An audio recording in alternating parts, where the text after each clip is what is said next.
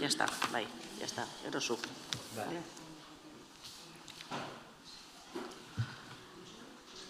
Arratsaldeon, hasiko gara, bai?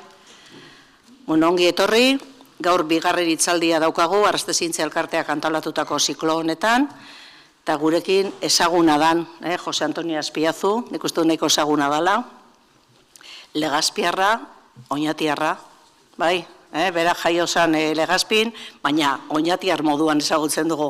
Naiz eta bisagoa ez eukion dion, ez da? Bisagoa, berak esateago bisagoa ez daukala, baina bueno, Oñatiarra. 50 urte pasata gero ondio bisadurik emanez. Bueno, berak ikasi zauen Madrilen, Complutense Unibertsitatean, eta lizentziatu egin zen filosofia eta letretan.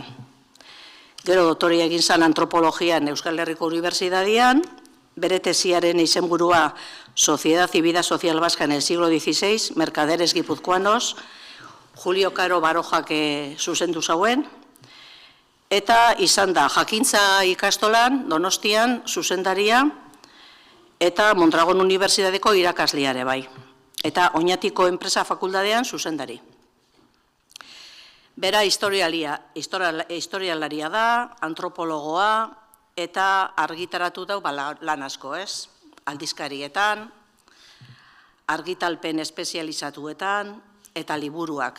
Gu agian gehien ezagutzen duguna, ez? Bere liburuak. Gai desberdinak jorratu itzen dau, bere liburuetan, adibide moduan eta modu laburrean, Euskaldunen iharduerak itsasoetan, portuetan, ibaietan, historia horiek ezagutzen ditugunak berak idatzitakoak modu atseginean, pirata, korsarioak, baleen eiza. Bera aritzen da normalian aeromodernoan, eta lehenengo mende horietan, 16. mendean eta. 16. mendeko historian, Euskaldunen altzairuen ekoizpena, Arrasate kasua moduan, merkataritza, garai horretako gizartearen ezaugarriak, gero bebai, bere liburuetan oso importantia da emakumearen figura, ez? Emakume Euskaldunen aulesiak, baina indarguneak ere bai. Emakume horiek agertzen direla historia horietan, itxasontzien jabe moduan, merkataritzan papel oso importantea eginda. Beste gai batzuk ere, landu eginda berak, esklabotza, isurriteak, Euskaldunen jokuak, eta abar. Gaur gainera esatia, beraien liburu batzuk salgai daudela.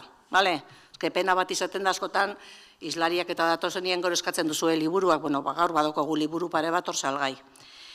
Bera ikertzaile eta divulgatzaile moduan lan asko jau, eta esan behar da bere liburuetan, dokumentazioarekin batera, historiaren giza alderdiak, antropologo moduan, landu dauela, bereziki, pertsonen alde honak eta alde txarrak, liskarrak, akordioak, hitzarmenak, eta murgiltzen garenean bere liburu horietan, Euskal Herriko leku desberdinetatik eta pasatzen gara. Herri, kostaldia, leku desberdinak, baina ere bai, leku eksotikoetara joaten gara. Garai hartan, Sevillara joatia, eta Atlantikotik gora, Ternuara ero joatia, Eronantes portura, bere liburuetan inguru guzti horiek agertzen dira.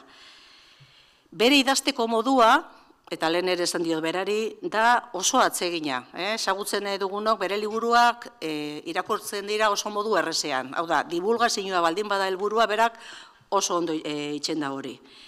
Eta dira oso aproposak edozeinentzat. Naiz eta historia zalea ez izan oso errez irakurri daiteke.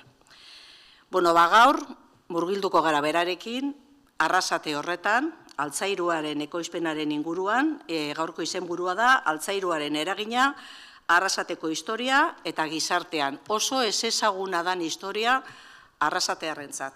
Jente asko ez daki hemen, mende horietan, zelako bizimodua zauen, nola ekoiztu egiten zen altzairua, eta horren ondorioz, zelako bizimodua zegoen hemen. Eta, berari ematen diote hitzak. Gero bukaeran, galderak eta egingo ditugu. Bale?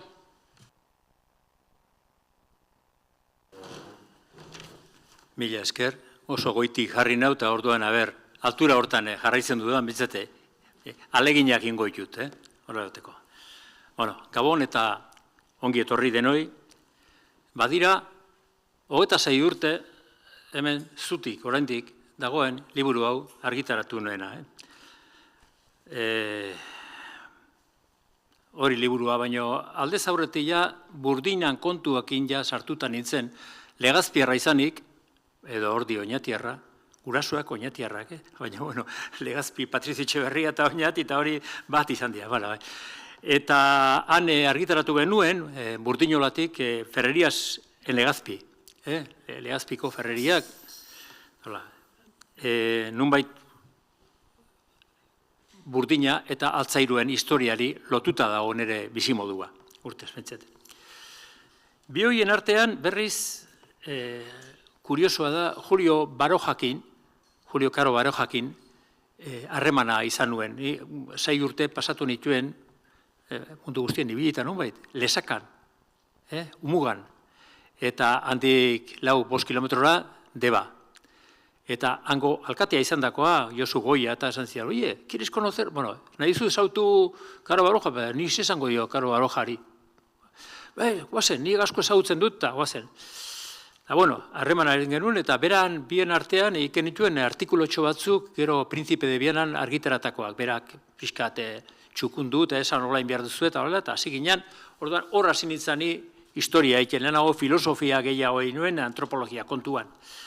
Eta suertea, gero Oñatira etorri nintzen, eta Oñatiko azterketak ite, Oñatiko artxibategian, o agiritegian, paperak ikusi, eta keska honekin joan nitzaion behin, asko joaten nintzen beran gana, eta bera oso, esaten dute, un poco kaskarrabiaz da, hori asmatutako kontua dira.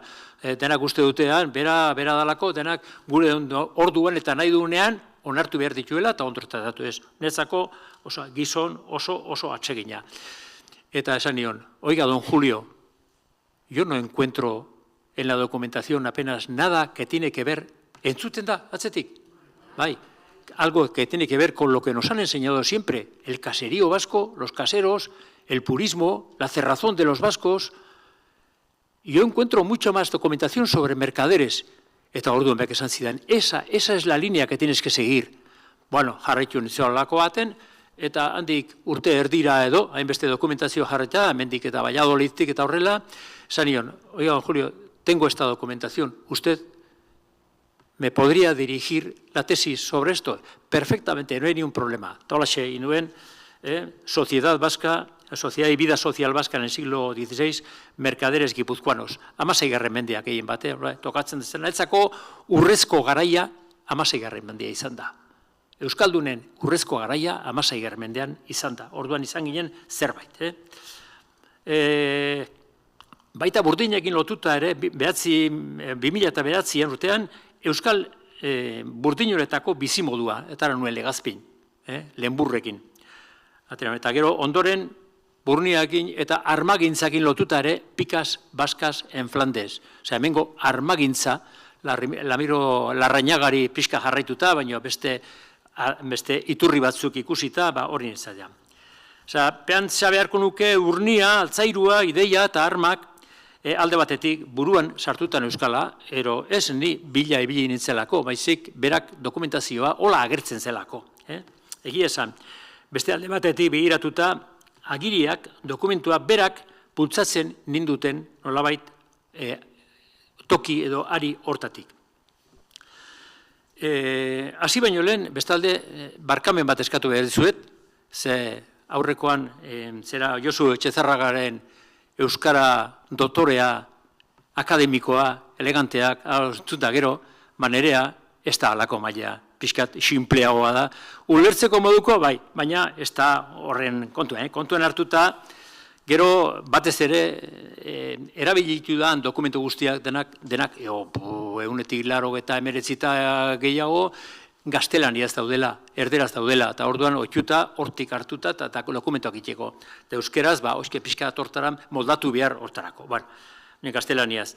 Orduan, euskera olakoa, gero, esan diot, bengoa jaunari, gorra ere, naiz da aparatuak inibili, baita, adinen kontua, beste batzuei gertatuko zaizu, ez da, seguru aski. Eta gero, zera kalderak aldin badaude eta horrela, jakiteko, ez dutela entzun, behin gertatu zizean, Santelmon hitze ginean, oinati zela da, Ipuzkoa 1005, eta galderak, eta galderari zerbait erantzun nion, zerbait erantzun nion, gero torri zan Baskonkadako atzu, hori ez diozu entzun, ez da? Ez, ze, galdetu ez duenari erantzun diozu, eta bueno, halako bat, ez de inori gertatu, gero lagunduko diate, ez ere esan dudan, Bueno, horrekin, erlojua bazpadare, ez de inero pasatu, Bueno, zer esan Arrasatearrari, batez ere, liburua irakur zutenei ezagutzen ez dutena. Bueno, alegindu naiz, nik ez dut liburuaren aurkezpen edo laburpen bat egingo. Ikutuko jut pentu batzuk, baina gehien bat alegindu naiz, beste dokumentu bagiri klase batzuk pixkat gehitzen, esateko, hori badakigu eta hor dago, ez. Bueno, ezer gutxi, erakutsi ezaket libururi begira, hor dago, niretzako erregalorik onena, niretzako buruari Arrasateri eginda liburua izan zen. Nik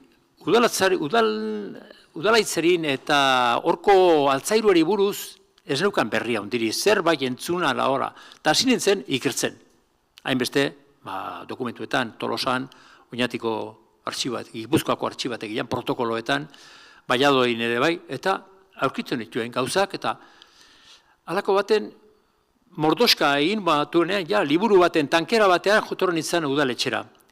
Eta han zeuden, garai, ez zinezu izango berroa da, baina garai zera izeneko, nahi zoroitzen, Ione, horrelako bazen, arduraduna, kulturak mailako arduraduna. Eta ni uste dut udaletxekoa esan zuten, zer datorremen kanpotarrau guri Arrasateko kontuak erakusten, o erakus nahian, zertara datorre hor? Bueno, nik uste dizuet eskuizkribua, egin duten lana utziko dizuet, zuek, bueno, guk ezin dugu hori epaitu, eta orduan panatu zuten bio irun artean. Tartean, Jose Angel Atxon, esautzen zuen Atxon, Arrasateko estudiak intxun. Gero, asko ezagutu dut, arrezkero ja esautzen nuen, baina asko ezagutu dut, eta berak esan ziren, hori publikatu in behar da. Ez daukezue historia hori eginda eta publikatu in behar da. Bigarren ez ustea, publikatu eta saldu inzala. Saldu inzala eta gaur egun ez dut uste erosteko moduan dagoenik. Oportunidade egoten dira, liburu eta gehiago, konpere uste libro eta 3 aldiz presioak jarrita olako ze bat, oportunista batzuk izaten dira. Ondoren. Eta nik uste dut, hoxe, pixkat ez ustea izan zena, eskuizkribua anutzi nuen eta onartean. Lehen ez ustea, beste ez uste bat, argitaratu eta agortu intzala, agortu gutxi gora bera. Beste sorpresa bat, ontzala, edizioa, denbora laburrean, hoxe, agurtu, baina beste bat. Irakurtzerakoan jente askok hoxe ikasi zuela Arrasateko kontu bat, altzairuari lotutako kontu bat, ez altzairuari, bere bizimoduari, herriaren etorkizunari lotutako kontu bat. Horitzen ez eskoletatik ez du esango izena, eskolet batetik zera eskatu ziaten itzaldi bat emateko, esan nio, bai, noa joan berda, nik eteo nengoen orduan MU-ko eteo orduan irakasle, eta kotxe hartu, gertatu itzaldia, eta etorren itzan, eta, bueno, bukatu dugu, eta gero zuzendaria etorri zizaidan, emakume bat, esan zan, bueno, zu ez zera itzaldietik eta bizi izango, ez da? Zu gertuzu kobratuko, ez ni hemendik ez naiz bizi. Gogoak ingeditu nizen, ni iturgina arotza izango banitz eta faktura pasatu ze esango zenuke. Guk ez dugu golakorik egingo, baina berak aurreatzea esateko zure esanak ez du zer balio, eta orduan, behar bada, klaro, eske olako itzaldiak ematea zuentzako ere propaganda izango da, bai. Iturginak ere propaganda behar du eta horati deitzen ziete, ez da botera gainei. Bueno, burutapen batzu datozkite. Bueno, orduan Legazpiarra izan da eta Arrasateko kidea ere bai, dagoeneko. Nik uste dut, bi gauza lotzen dituela Legazpita Arrasate. Bailara estu xamarrak. Oñati adibidez, Oñatiko propaganda haikean, oso zabala eta aberatsa lehengo bizimoduetaz, garia, dartoa eta ganadua lako bat. Orduan, ez dauko zentzurik Arrasateko historiak udalaitzeko altzairua alde batera utzita. Eta ez dauka zentzua Legazpiko historiak burdina ez baldin bada. Burdina ez baliz, ura izango litzake, hola bailara arro estu bat, negargarri bat, eta han bizitzerik apenas baserriri zegoen, o baserritik bizitzeko modua ez zegoen. Orduan, hor badaude, olako aidetasun batzuk Oñati eta Legazpi eta Arrasateri buruz. Burdinak eta hemen Altzairuak eman dio herriari bizimodua. Bueno, adibide bat esango dut. Hori, gure fama izan da, gizon euskaldunak izan gilana itxiak. Bere hizkuntza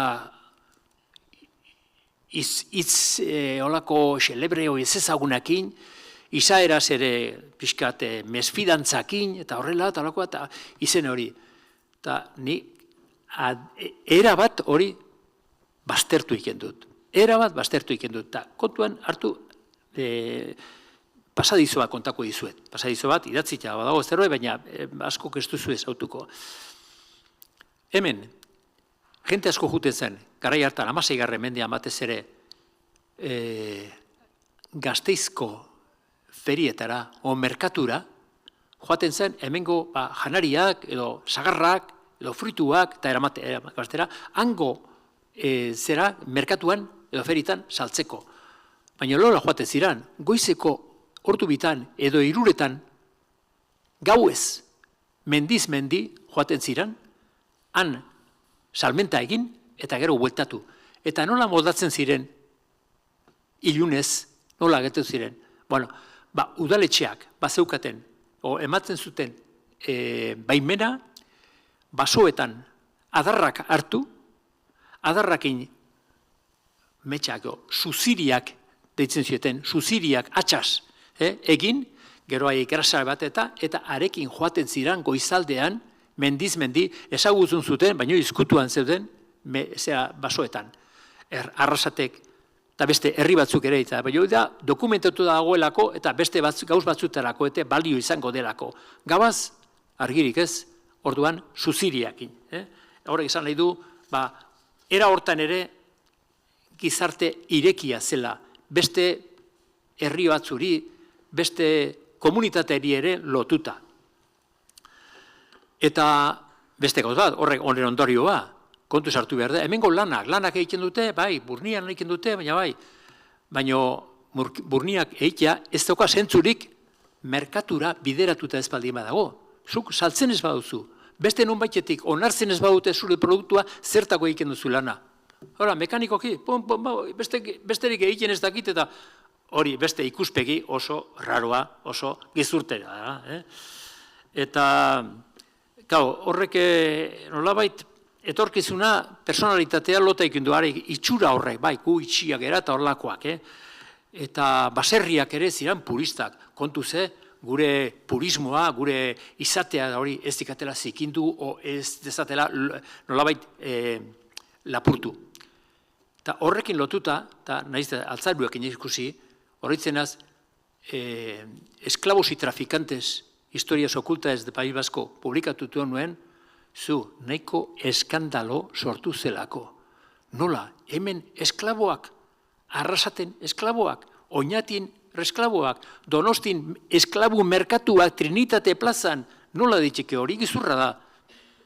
Eta kasualidade sortu zen egin, aldizkaria egunkarian, zen, Andoni Lekuona, on Manuel Lekuona Joba, ura abadea zala uste dut, idatzi zuen, ginen, artikulo bat, esan azori, hauztako izata, bere eredua da, baina nola entzunen erantzuten, gero kastelania zein zuten, eta bai, eta deitu nuen, eginerat, hau erantzun daiteke, eta nola ez, horren zai gaude, guk polemika behar dugu, pixkate periodikoari, egunkariari, pixka bizimudu emateko. Idatzi nuen, eta bi aldiz, egunen, eta azkenean, esan zidan, hau da, esan zidan berak, eske nire osabak, Manuel Lekuonak, idatzi zuen, neskato bat esklabua bezala ibiltzen zutela, eta orduan esan diok, osea, zu esabak, on Manuel Lekuonak idatzi dezake, eta nik ezin dut idatzi. Nik dokumentatuta, jartzita ere ezin dut idatzi kontu hori. Eta azkenean esan behar izan nion, nik hau argitaratu dut, egin dut, zuk zer egin duzun, kaldetu dut eta badakit, ezer gutxi. Orduan, barkatu, ez da ezer gertatzen. Esklaboak, zergatik ez esklaboak, purismo horregatik, guk inan, herri garbia, eta ez zuten nahasterik nahi. Pentsa, gaur egun pasatzen da kontu horrekin, ze mentalidadekin jabetea. Bueno, bai.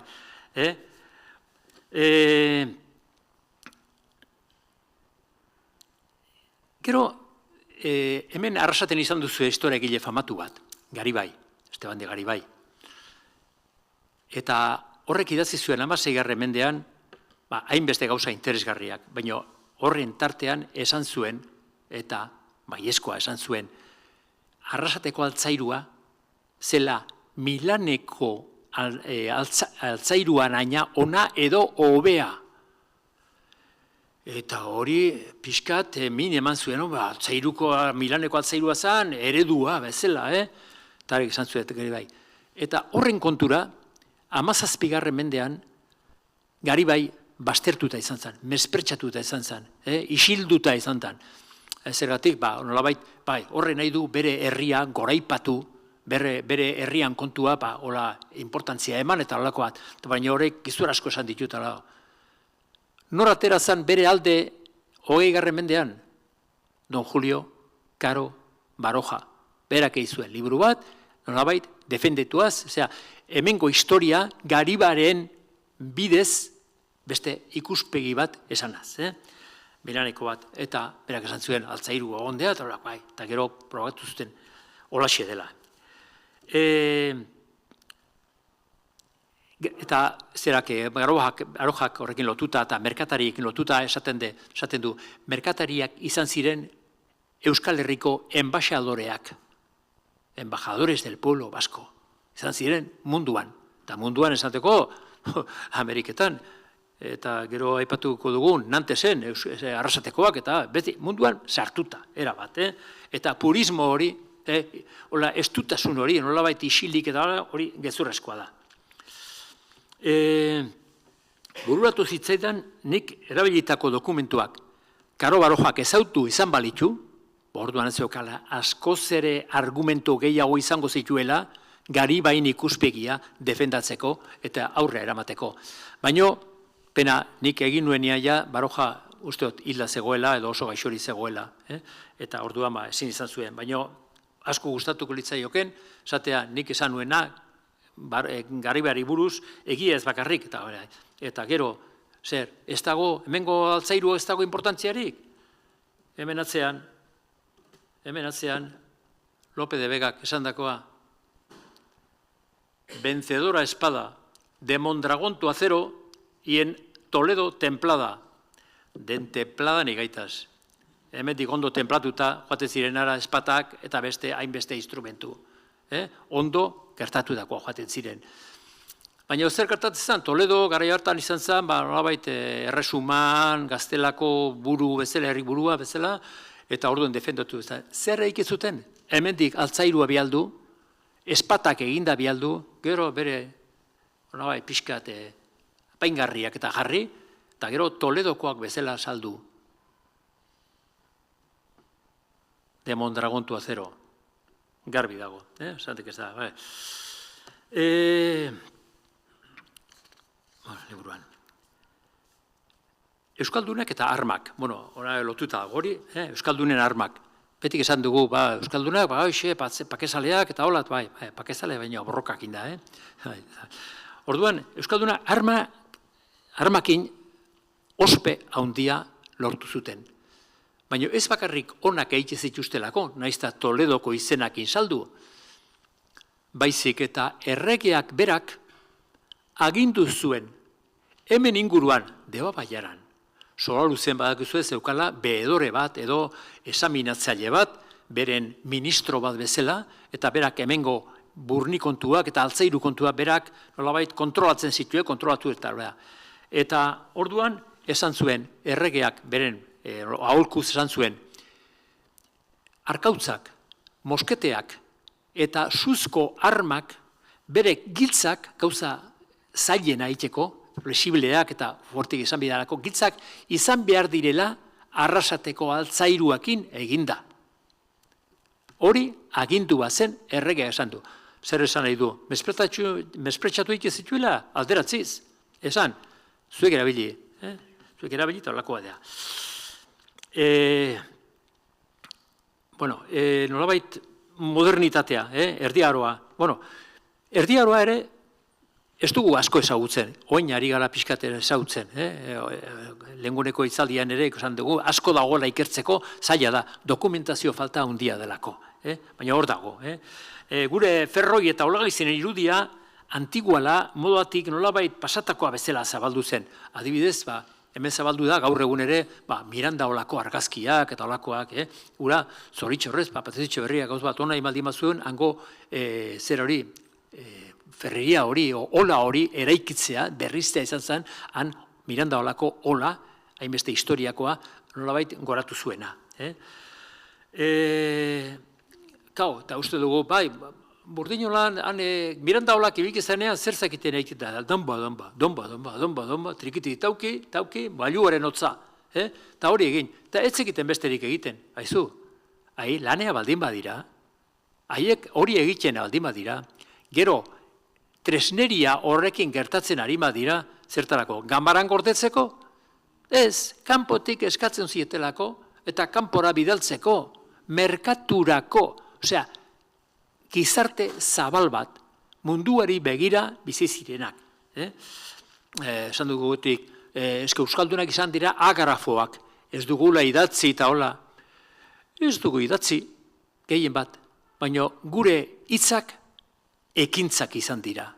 Egin eta gero, norbait idatzen baldin badu, oso ondo, Garibaik adibidez, edo beste historia egileak, eta gero, nolabait hainbeste dokumentutan, gero, batez ere 16. mendean agertzen da, izugarrizko traskintza, armagintza, eta beste gauza egin inguruan ere, zertarako, lanean, merkaturako.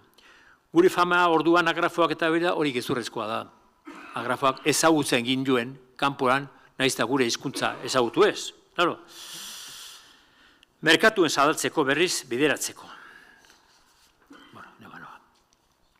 Esan duguna, euskaldunak hitzez, idatziz, adierazi ez, baina usadiozko hitza, ekintza izan dana euskalduna, hijo de sus obras, no de sus palabras. Bere ekintzaren semeak.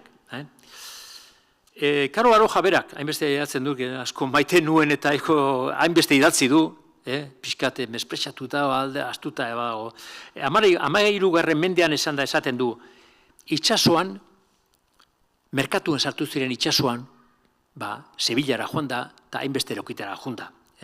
Hortarako, Europako iparraldetik, itxasgintzan, itxasontzigintzan, behar bada iparraldeko metodoak eta ona ekarri zituzten, bikingoak edo bere inguruko herrikoak, eta euskaldunak, nik esaten dut, euskaldunak izan ziren garai hartako japoniarrak, dena begiratu, dana ikusi, eta ura aprobetxatu izanaz. Eta itxasoan, itxasontziak, askorak, goi iparraldekoak nolabait ari begira eindatua. Berdin da, beste gaur batzuk ere, emakumeak ere, pixkat esango dokei, baina emakumeak ere, hor merkatuan sartuta zeuden. Hemengo emakumeak arrasatekoak ere, eta beste nunaikoak, eiki zituzten, saltzen zituztelako, buruan estalkiak emakumeak, zantzela beatilak. Beatilak, gero Elizan sartzeko eta biltzen ziren mantelinak edo olako biltzen ziren. Baina garai hartan, danak emakumeak, birginak ez ezinik, dontzelak ez izanik, eskonduak edo alargunak eta horrela, horrekin egon behar ziren, ezaugarri bezala, jantzia ziren, nolabait ze motako emakumea ziren jakiteko. Beatila horiek gaztela guztian saltzen ziren, iparraldera ere Frantzia eramaten ziren, oso famatu ez zirelako, linua tartean zegoelako, eta linuan protagonista betere emakumea. Aurrera zen ari naiz. Beste puntu bat, euskalduren modernitateako eta zabalkunde hori ereitzeko. Izena esan gut. Izenak esango dut, ez da inori ezautuko zaila, Genovesa, edo baita ere, Ginoveska. Zer esan nahi du honek? Hau da, metodo berri bat. Seguro, Genovatik datorrena, Italia iparraldetik datorrena. Eta han, erabiltzen zetuten modua burdina lantzeko, hasi zen, itxasotik pasatu, Katalunia aldera iritsi zen, eta Pirineotik zehar poliki-poliki Euskal Herrira jatu zen. Eta hori dira Genovesa o Xinobeska esaten dutenak, izen asko dauzka. Euskaldunak ez zuten modernitaterik zapuzten, alde batera uzten, onura, onak zirenak aprobetxatu eta ondo aprobetxatu gainera, Japoniarrak esango duke. 18. mendea kusita, Gaztainaga ontzigintzan famatua 18. mendean hori ibili izan, baita ere Holanda inguruan, Erreberea inguruan, han itxasontziaz nola eik ez zituzten ikusten eta ikasten eta lanean. Ona etorri zanean, hoiek, hanik esatakoa, danak aplikatzuko zituen, eta erregeak esan zuen, Gaztainagak jarritako neurriak eta datoak itxasontziak egiteko, armadarako hoiek dira egokienak eta hoiek dira erabili behar direnak. Hor ere, itxiera hori ez dago, zabalkundea, eta erregea behira gainera. Bueno, Genovesta hor inguruan, azteko 1586 urteko dokumentu bat irakurri zuet oso nesetzako esanguratsua. Juan de Ernuzketa, arrasatearra, propietario de la cuarta parte de la ferrería de Gesalíbar, zuentzako, entzuna bentzet, dice que labraron 800 quintales de fierro desde que se mudó del uso antiguo, que solía ser, al dicho nuevo que llaman la genovesa.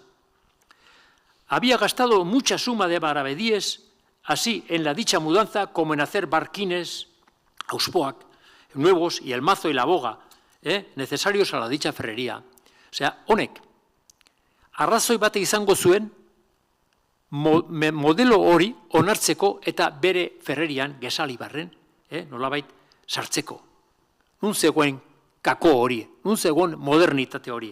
Bueno, Genovesa kontu hori oso adierazgarria da. Mendeko, 16 mendeko laugarren boskorren hamarkadan agertzen da Euskal Herrian eta dokumentazioan. Agertzen da Kataluniako forja pasatu eta ona etorrita.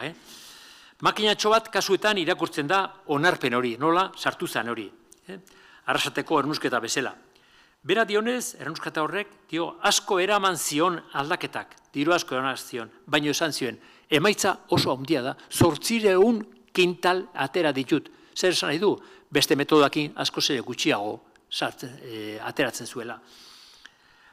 Ola baten, burnia lortzeko, ez daukate, oso bai, egoki otorriko etzak arregioa baina, sua kontrolatu behar da.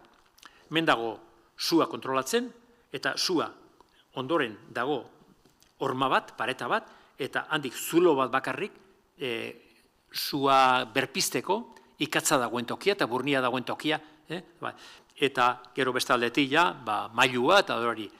Baina, klaro, zuak ezin zake ikutu barkin edo auspoa bera. Median dagoelako auspoak eta handiak ziren eta ondikoa. Eta orduan, bakarrik burnia beste kaldera pasatzeko eta haizea botatzeko, hormako zulo bat eginda zegoen eta ura pasatzen zen. Baina hori, zati hori da dobera edo tobera. Gaur ere ezaguna izena.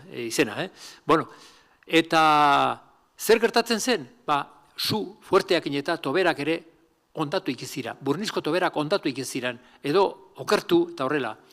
Eta okertu ezkero, ezin manejatu. Zutegia geldiku ikizan. Aldaketak egin behar ziren. Tobera berria jarri behar dean.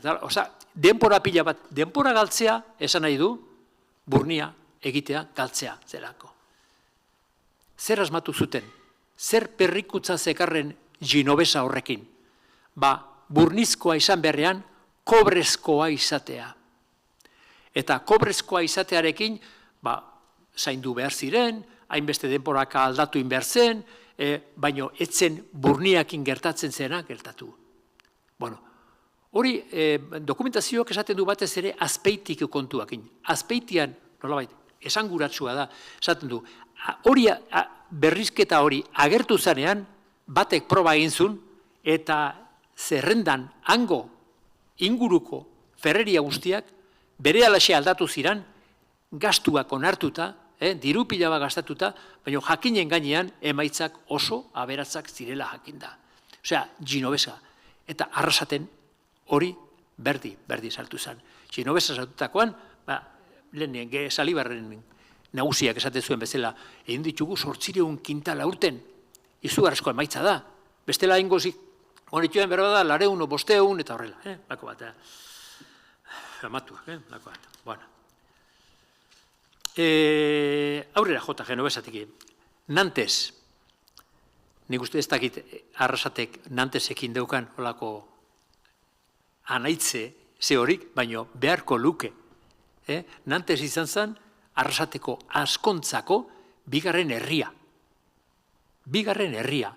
Nantesekoa jakinen gainean zeuden, hemengo altzairuaren berri bazekiten. Eta ona etortzen ziren, eta Burnia, eta altzairua eramaten zuten ara. Edo eta bertakoak joaten ziren Nantesera itxasontziz, eta altzairua saltzen zuten. Bueno, hor beste kontu badago, pixkat xehetasun batekin. Deba Bailaran zentratu gaitetzen, Deba Bailaran, Lehintz, Artxabaleta, Eskoriatza, Artxabaleta, Arrasate. Arrasatetik, Elgoibar aldera eta Elgoibarren Josuz, portu fluvial, Altzola. Altzola. Altzola dago itxasotik 12 kilometrora. Baina ordura arte, momentu hortar arte, herritxo hortar arte, eramaten zutera mandotan edo burditan eramaten zituen. Baina han, nolabait, ala edo gailupak, itxasontzi joteko, nolabait horiek eramaten zituzten. Eta txalupa horiek eramaten zuten behar bada 4 edo 5 mandok eramaten zutena. Hau da oso errentagarria zen. Orduan, izuten, hemen errotarik ez dago, ze errotak nahi du saltoa daukala, eta hori kendu, eta azken 12 kilometroak oso errentagarriak ziren, osea, hor ere modernitatea ikusten da. Mendik egin jama, baina nola eraman, nola merkantzia eramatea. Altzolara eraman, han izugar gaur egun ere, penagarria da, dagoen altzolaan, garai hartako lonja, edo biltegi haiek, ondatuta daudenak, eta kasurik ez zietara egiten, ez da erresa, dirua sartzen hor, ezan zen puntu bat estrategiko oso importantea Arrasateko altzairurako ere bai. Bueno, Debara eraman, Debatik behar bada Donosti Pasaira eraman, eta gero Nantesera. Bueno, Arrasaterrazko Nantesera, Nantes zeukaten nolabait elbide bezala. Nondi dakigu hori, erresa, dokumentazioan, testamentutan da, inventariotan, testamentu bukatu dakeon, y dejo esto, y tengo esto, eta esatzuten izugarrizko hilarak. Hemengo batez ere merkatarien dokumentazioan agertzen da, Nantesen erositako jantzi apainak, jantzi luxuzkoak, ez edozeinek zeramatak. Eta ez bakarrik hori, baita ere, hemen txapelak eta ibiliko ziren, baina gai hartan, modan jarri ziren sombreroak. Zeratik, Frantzian sombreroak ibilke ziralako, eta hemen ibiltzen ziren, eta sombrero batzuk jartzen zituzten luma ederrekin, ez dakize egaztiren luma ederrekin, eta hori ziren gauteristiak. Handik ekarritakoak, eta hemen onartzen. Hau da, 16. mendeko Arrasatearrak, Frantziko iparraldeko Nantes inguruko jantziak erabiltzen zituzten, edo eta bere arkoietan, bere kutsatan gordetzen zituzten, beren aberaztasun mota bezala, gauzak importantea ziralakoan, altzola, ekonomizantea. Inventarioetan gauz harrigarriak aurkitzen dira eta horreko ez.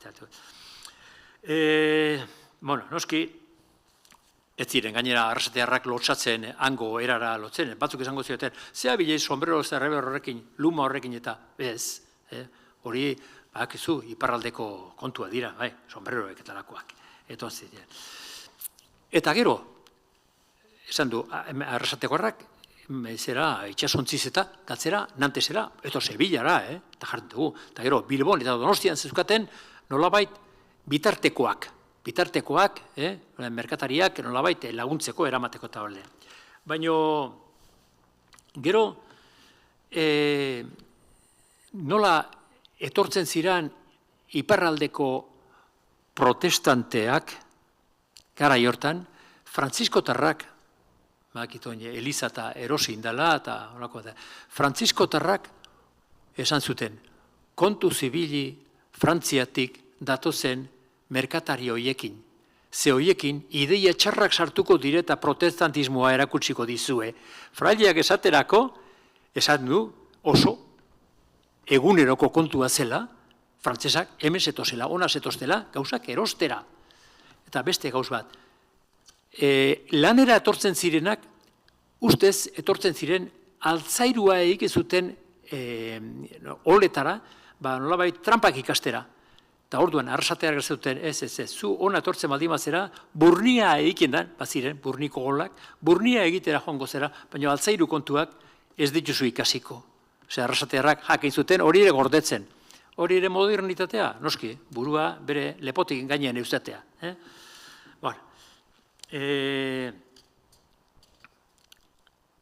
Gero, erdiarokoan,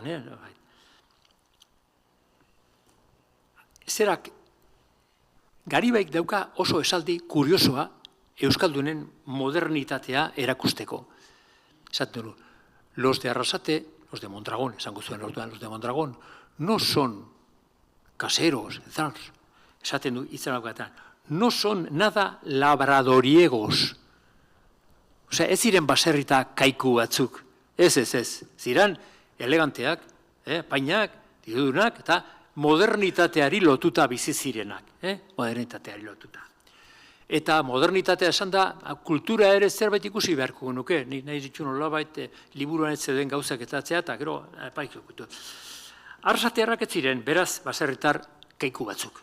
Hori, kultura eta onartuta zeukaten ikasleak, ikasketak ere bai. Garibaik berak esaten du, Oñatiko Unibertsitatean ikasi zuela. Oñatiko Unibertsitatea izan da Euskaldunentzako opari izugarri bat garai hartan. Eta arrasatearrak ere ibiltzen ziren, ikusiko dugu. Diskurso de mi vida. Gero, Garibai berori, bere liburuak, Diskurso de mi vida, idazteko, bera juntzen, herbeeretara, hanberesera, liburua publikatzeko eta gero ekartzeko, badakigu, itxasontzi bat, hainbeste liburu ezakastenak, ondatu intzera, itxasazpira juntzera eta galdu intzera, baina beste hainbeste ekarri zituzten. Osea, modernitatea eta oso irekia zela Garibai eta bere herrikoak ere bai. Ematen du, igual, Euskaldunak orokorrean herritarrak ez zirela kulto bakarra, baina adibidez bazeren jente oso ezagunak eta tituludunak, zuei burura etorriko zaizue, Baineze Artazubiaga familikoak. Txantzilleria edo unibertsitatera joaten zenean, bere liburuakin joaten zen. Manto bat, orketzuten, mandoari lotu liburuak, eta eramatzen zituen, han beharra zeukatelako, edo bere burua defendatzeko. Beste bat, Mateo de Ergin, mandazaina zen, olabait, bate-baten mendean zegoena. Bere testamentuan, mandazain batek testamentuak egite, ez zen edozein egiten, baina arrasatearrak bai. Hau esaten du, iten declaro deberme don Pedro de Otalora, horri bai hemengoa, 56 reales por el transporte de 8 arrobas de libros que le llevé desde esta villa a Valladolid a 7 reales la arroba. Liburuakin moditzen ziren, hainbeste, jente importante garai hartan. Eta lehen aipatu dut, Garibaik hemen Oñatin neburtu zena. Ni Oñatiko Unibertsitateko liburua idatzi nuen, historia da. Baina gero, burura sartu zitzaidan, zenbait jentek ikasi zuen unibertsitate hortan. Eta zerrenda izugarria agertzen da, hango liburu guztiak aztertu nituen, eta Oñatiarra bai. Mira, Garibai ez da agertzen gauz bategatik. Lehenbiziko liburuak, 1540 hasi zen funtzionatzen, eta handik gutxira, graduak ematen, tituluak ematen. Hoi, liburu hori, 1600 eta 20 arte ero ez dira agertzen, galduta daude, eta gero beste batzuk unibertsitatea erabatea itxizanean, Valladolidera eraman zituen liburuak. Zinean egon nintzen, begira, eta horrela, eta horrela. Esango izkuzuet izen batzuk. Marcos de Barrutia, Esteban de Zabala, batzuk, Francisco Pérez Galdós, ez zen idazlea, Bautista Gaviria Iarzamendi, esaten du, Iarzamendi, Sebastián de Mendibili Okendo, Juan Antonio de Salinas, de beste bat, Antonio María Galarza, hau, berau, batxillerren leiez, hau da, tituloa ateratakoa Oñatiko Unibertsitatean, eta pila bat daude, ez ditut, hau besterik aipatu nahi, hau da, Arrasateko harrak ere, jakintzakin, 17, 16 eta 17 mendean erabalotuta, kultura. Bueno, ze gertatu zen gero Arrasaten historia Euskalduna beti izan dira, gora, gero bera, gero bai, gero desagertun da, gero muturra atara berriz ere, burua atara eta horrela bai. Arrasaten beherakada etorri zen 18 mendean. Ze gertatu zen, udaletzeko raia edo mehatza aberatsori desagertu izan. Baina Madriden bat zeuden oso argiak, esos tontos da ja, no saben buscar. Bialdu zuten kapitan Aranguren, alako bat, esatera, zuk bialdu langile batzuk eta begiratu altzairu hori nun dagoen.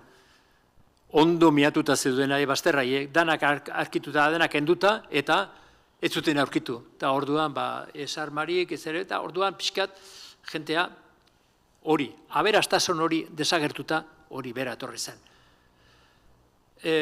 Oñatiri gauz antzekoa gertatu zitzaion. Oñatiko Unibertsitatea gora bera ibili izan, eta 1900 eta batean edo, Rosa Ayerbek esaten duenez, azkeneko urtea izan zen. Oñatiko Unibertsitatea desagertu zanean, bai, hango bizimodua eta hango diruak desagertu inziran. Bakizu zela zeitzen zioten unibertsitateari, la fabrika sin humo, zikintzen ez duen fabrika bat. Du ez da oso garbia ziranik estudianteak, baina fabrikak, unibertsitateak zuen, la fabrika sin humo, hori izen horiak atzeten. Eta hori agertu zanean, o desagertu zanean, Oñatiko hainbeste jente, diru iturri hori galdu egin zuen. Claro, zeatik, jentea ikasten zuen, erosketak hain zituen, hemen etortzea unibertsitatea, nolabait, pixkat altzuen eta potentearen semeak etortzen ziren, ganberro xamarrak ere bai, askotan, burrukan betik eta horrela. Eta gero, nolabait, etxe partikularretan bizi ziren, posada izen zietan, eta han bizimodua ekartzen zuten. Eta emakumeak, nolabait, familiko dirua estudiante horiek, ikasle horiek, zainduta lortzen zuen. Hoiek joan ziranean, desagertu zanean, hori ere berakeda bat. Baina Euskaldunak, ternuak, bakaila hau eta balea kontua pixka pera joan zenean, beste zerbait asmatu zuten. Hemen, unibertsitatea desagertuta, edo altzairua desagertu zanean, beste zerbait agertu zen, eta betik burua ateratzen. Eta Nikola esanaz, gaurko nolabait kooperatibak. Osea, ezer ezti sortu dira. Ez. Hor dago zenbat, hor dago barrutik ateratzen den zerbait Euskaldunekin lotuta dagoela. Edo auzolanak, edo elkar konpondu, ternuan ere konpontzen ziren beren artean, borroka batzen bai, baina bentena artean, batek ezin zuenak ekarri, besteak ekarri eta horlako batzuk. Hori zen bai, eta hori izan da Euskaldunak askotan salbatu edo gora aipatu ditzuenak. 5 minutu hartuko ditut, emakumeak zerbait esan behar dugu, emakumeak zerbait bai. Bueno, nolabait ez da genik asmatutakoa da, beste, Arrasatearrak zirela mujeres de armas tomar. Mujeres de armas tomar. Hori ez daki literario dana, baina literario dana, 16. mendean, da, hasta las mujeres trabajaban en las minas de Udalaitz. Emakumeak, neskatilak joaten zirenara, atxurrakin eta bai, mehatza edo raia famatu hori ateratzera. Berak eta ez zuten. Baina, nahiz da libreak, hanbizi, emakumeak oso modernoak ziren gara hartan. Jantzi kontuan, esan du aipatu dugu, baina gero, harreman kontuak era bai, esaten du, aipamen bat oso kuriosa iken da, mujeres libres. Mujeres libres ez du esan, ligeras de cascos. No, bere buruan aurre eramaten bazakitela. Bere burua aurre eramaten bazakitela. Hemen adibidez, altzairua dela eta nik ez da dit emakume batzuk nortin zuten, edo senarra, edo altzairu zatiak, panes de acero, izatzuten. Bakitzu, asko tabernariak emakumeak ziren, ardoa erosi ordez, altzairuz ordaintzen zuten. Altzairua eman eta ardoa ekarri. Ze tamaina, bera jakingo zuten, tontuak ez ziren, bazekiten balioa eta holakoak. Gero, janariak sarten, eta holakotan. Eta oso kuriosua.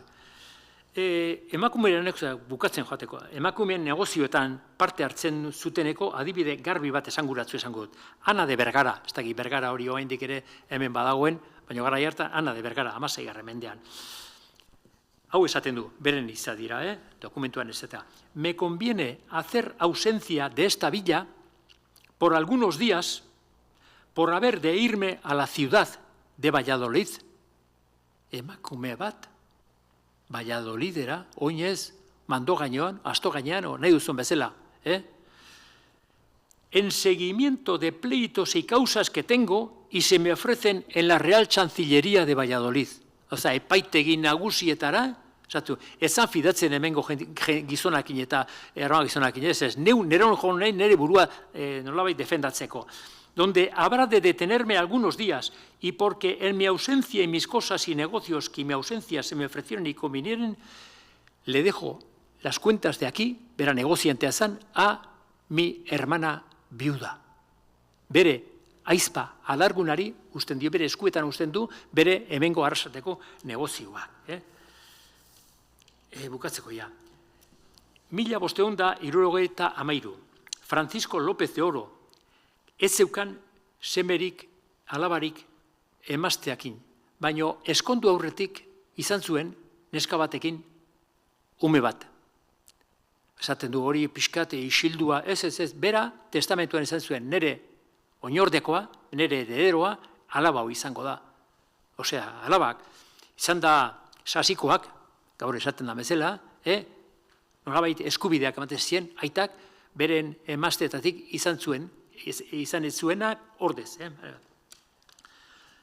Azkena, beti esaten ari azkena, beste kasu bat esanguratsua. Catalina de Okendo, alarguna, nundi bizizan, egurra menditik hartu eta salduta diru ateratzen zuen. Nun saltzen zuen?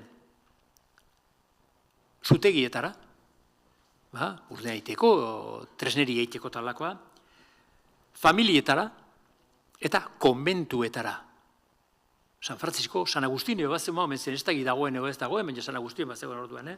Herriko basoetara joaten ziren, herriko basoetara, montes komunales, gero 19. mendean karlistadakin da desagertu zirenak, gurdiekin joaten zen, bete gurdiak eta berak hartzen zituen. Eta ez banatu. Eta ez gutxi. Bera dionez, beren testamentuan esaten du, Juan de Jauregi Berria, maeseak, osea, titulu dunak, nolabait, burdien da, 18 karrakada zortzizkion. 18 karrokada. Eta karroakotzeak kobartzitun 3 errealda gerdi. Dirua garai hartan. 18 karrokada zortzizkion. Juan Bautista de Okendok, 40. Zorretan. San Francisco konbentuak, 27. Eta San Agustin konbentuak, 12 karrokada. Lana iken zuen emakume honek, laguntzaileek izango zituen, baina lana iken zuen. Eta gero esaten zuen, zerrenda luze bat, familiei emandakoa. Zerrenda luze bate, olabait karroak ekarrita, egurra ekartzeko terzakoa du. Hori bai, ez dela, garai hartan, etxarse al monte, emakumeak eta abilak eta zentzudunak. Bueno, asko daukago gure historian ikasteko, ointxe denpora gutxi oinatin, zera bat agertu dugu, lehengo lanbideak, ofizioak. Burdino lakatara du eta ointxe aidea zabaltzen, edo alako baten matematekarriko. Eta garbi dago Euskaldunak ofizioak eta ez baserritar hutsak uste izan dan bezala, o zabaldu dan bezala, ez ofizioak eramatzen zituen, eta ondo eraman gainera, eta beren bizimoduak hortik ateratzen zituen. Oski, ofizioz antiguos, edo lanbide zaharrak, pilo bat ateratzen dira. Baina zerrenda bat dugu izugarriak, eta hemen egin txeke bestein beste eta gehiago behar bada. Bueno, kooperatiba famatuek, haiei esker egin dira haundi, segurazki. Haiei esker aurrera egin dute eta guretzako aurrerapenak ekarri dituzte. Bueno, beste gabe, mila esker zuen pazientziagatik eta zerbait ikasi baldin bauze hori abantaila eta bestela hor txikarriko dugu. Zan dugu, galderan bat baldin badago dola, bai, erantzuko datez, entzun ere, emazteari ez dut entzuten, berbada konbenentziaz, Bueno.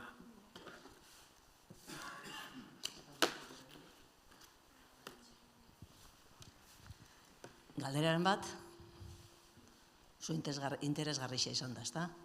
Zagutzen genituen gauza batzu, baina danak ez. Norbait dauka galderaren bat? Zalantzaren bat? Denak ez dira hain garbi egongo, ezta? Adibidez, aipatu dauenean beatillak, ero? Seguro norbaite pentsatu dela, horre zer ikusi dauko burdina eta... Ze horrekin beharko zu, kaldera? Ze horrek, nire liburuak ezautzen juzuta? Beatillak, adibidez, uste dira, horrako burdinezko gauza batzu jartzen zirela mantilla azpixan eta Sevillan eta saltzen ziren asko. Beatillak, ez baldin manabiloker, bai. Oso modan zauen eta dirudinez hemen difaten ziren. Eta itsasontziak eta Dantesera eta bai, baina Sevillara asko. Eta handi zabaldu egiten zen, dirudinez emakume holan formalak eta zirenak eraman behar zuten mantilla, nolabait modu konkretu batien jarritxa. Eta beatilla hori zen, nik usteko izango dela gaur eguneko peinetak moduan ero horrelako zerbait. Ni bilatu nauen, bere momentua, baina ez dagoen aurkitu ez, ebez? Egongo da nun baitxen idatzi da beatilla bat zer da. Gauza asko. Dala hori, dala zerbait jartzen dela mantillaren azpixan. Bai. Gauzak ez ditugu sautzen eta zaitzen eta gero galdu iken dira. Buruko mantillak. Flandesko artelanetan eta askotan ikusten die, hor da, Flandesko olioa erabiltzearen ondorio bat izan zen, beatilla transparenteak izaten ziren onak, ez linozko edo unezko tela sendo bat hor burun jartzen zena, totori jartzen zituen, dirukienak beatilla metxo finfinek, eta hori oso ondo ikusten da Flandesko artelanetan, 15. mendeko eta modrauen asko. Baina telaskuak ero burdilezko zerbait azpixan jartzen zala. Ni beti pentsatu azpixan jartzen zan, mantilla horien azpixan jartzen zan zerbait, hemen egiten zala. Seguro, hori horrela dela? Begiratu behar dugu hori, aztertu behar da ondo. Bale, galderaren bat? Altzairuaren ezaugarri buruz badago zerbait aipatzerik edo? Esan nire, etorrena. Altzairuaren ezaugarriren bat. Altzairua nolakoa zan, ez? Nola egiten zan, ero zenolako ezaugarria zeukan arrasateko altzairuak. Nolako ze kalidadekoak? Zelako ezaugarriak. Begira, gu egia esan da trampatxo bat genuen. Hemen ibili ginean, hemen fraileak hemen ziren, ez nahi zoroitzen fraile batzuk. Eta Eliza erakutze zigun, eta nonbait Karibain zera iltokia edo, erakutsi zigun. Eta han, zeuden espada bat, eta espadin bat. Eta norbaitek, argaziak, legazpikoak, etaraz zuen olako zerbait pixkat ikutzeko. Eta ikutu orduko, txispa esto es acero puro y duro, esan zuen. Eta handik atara zuen, hau askaskal txiki hori ba bezala, azal ba bezala, eta Genaro paleometalurgian aditua dena, Euskaldi mailan, egin zuen estudioa, eta liburuaren azkenengo zatia da oso teknikoa, niretzako ere, nik ez egindakoa seguru, Genaro horrek egindakoa esaten du, hone dauka kalidade bat izugarria, holakoa da bai.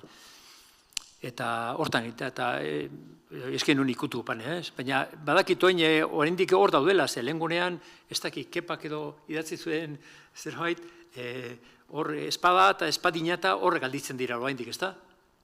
Hor galditzen dire. Hori gordein bia da. Genaro kemazagoen hemen itzaldixa, ez da?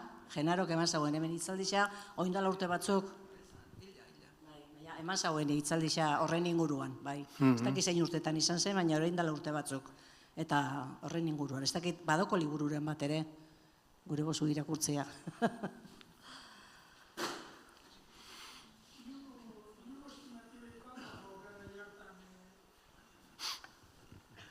Inongo estimazioik badago garai hartan nekazaritza ez beste ofizio hoitan biztanleriaren 10 edo 4 edo zenbat izan ziteken. Etorrina.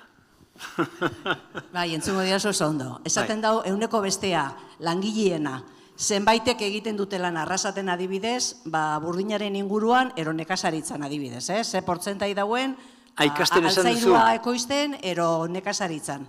Zenbat pertsona dedikatzen ziren? Beira, hor dago historia bat, eta legazpin berdin gertatzen da. Denpora bat egoten da, oletan edo burdinoletan edo zutegitan lan aiteko. Adibidez, errekak ura dakarrenean. Eta orduan, udaran, jendeak lurrak zaintzera joaten zan, horrai eitera, eta negualdean ura zetorrenean, iraile bukaeran San Miguel inguruan da, pixkate mugitzen ziren eta orduan bai. Baina jente asko, baserritar asko, ziren baita ere industrialak, esan genezake, asko, legazpin hori garbi dago. Eta etxeak, bat zituzten lurrak, eta lantzen zituzten lurrak, hor ere emakumean protagonismoa izugarria, eta gizonak, mutilak, oletan lan egiten, edo garraiotan. Adibidez, hemendik, Gaztela kontuan ez dugu esan, baina Gasteiz zan, abia puntu interesgarria, zera Gaztelan, burnia edo altzairua saltzeko. Eta hori, bide hori, zuziriakin, zuziri gabe, horiek merkataritzara, o merkatura ziren joaten, baizik ez saltzera, oso interesgarria dira. Oso interesgarriak, eta ikusten da, herri irekiak zirela, persona irekiak zirela, kanpoan ibilitako ohitutakoak zirela, eta jante horrelakoak. Eta orduan, baserritarra bai, baserritar gizajoak eme dizik dira, behar bada, 19. mendean, askoz ere gizajoagoak, 16 eta 17 mendetan baino gehiago. Zergatik, pobrezia garai bat etorri zelako, luzalako. Zoritxarrez hola izan da, karlesti da, borrokak, basoko montes komunales o basoko mendiak eta saldu behar zorra kitatzeko, zorra pagatzeko, eta horrela, 19. mendea izan da nahiko nagargarria. 20. ja, hasi ziren, ja, industria berriak, lehen esaten duna, zona horrekin, zena horrek lortuta, aurrera atea behar dugu, bat askok Ameriketara joan ziren hartzain bezala. Beste batzuk, sortu ziren fabrikak, garai fabrika, garai, erdi arrasatearra da, bedoinakoa, garaitarra, eta bere aita uste dut etxegintzan ibili zen. Hori, arlo hori egin nuen, garaitarren historia hori. Eta gero pospolo fabrika egin zuen, Arratxabaletan eta gero Oñatin. Eta gero pospoloak, Estado betik argiak, monopolio, bera bakari saldu ezaketen, eta orduan jarri zuten, aterkiak eta sombrillak eta horreteko estrukturak egiten, eta etxetan emakumeak tela jarri eta lotzen horrelakoatan. Eta baita ere, oeak, militarren dako, burdinezko oeak edo pisuzkoak egiteko bai, garain etarrak entzizan. Baina emakumeak ere oso hartzen ziren, kuriosoa da. Betik emakumeak ere bai, hemen etxean egon dire eta emakumeak ez daukete balorik izurra. Hori da, pura teoria. Eta hori bai, ontsa inaiz asmatzen hori nolabait emakumeen beste historio bat, Mujeres Baskas egin nuen eta harritzekoa da. Mujeres Baskas egin zidan, nola zen, itzaurrea egin zidan, unibertsitateko profesorea, nahi zoitzeko moria. Egin zidan, raroa da, euskal emakumeari buruz ez dagola praktikamente ezer idatzita. Zer egiten dugu? Zela irakurtzen ditugu guk agiriak. Dokumentuak zela ikusten ditugu. Txerriekin gertatu da bezala. Txerria, nondik etorra daiteke txerrien kontua? Txerrien historia oso kuriosoa da. Txerria izan da, hemengo aberastasun proteina gai importanteena, eta gozek asko kitatu dituena. Eta hemengo aberaskiloak, lazarragatarrak eta oinatin, bialtzen zuten txerri zatiak, Madridera, beren aidentzako, eta haiek, etorri dira, gure txerrik kontuak. Zukaten, oinatin, basarri batzuk, eta errentatik txerriak edo sortzen zituzten, da gero ara bialdu. Baina hori baino gehiago hendik. Ternuara euskal txerria joaten ziren. Ez da, oinez, joaten ziren, hemen, iparraldean erosi, honea ekarri, datu batzu daude, eta gero gatzarketan, eta gero mutrikura urteena bukae hasieran, eraman, itxasontzian sartu, eta ternuara. Osea, janaria txerrietatik. Txerria izan da hemengoa, eta oraindik ere, pasak, kapotik hartzen duten, umea pesatzen duen bezala, ez zera, esnea iken dutela, gure lesan, edo kaikuk edo iken duela esnea, jare, txurria jarri eta hola.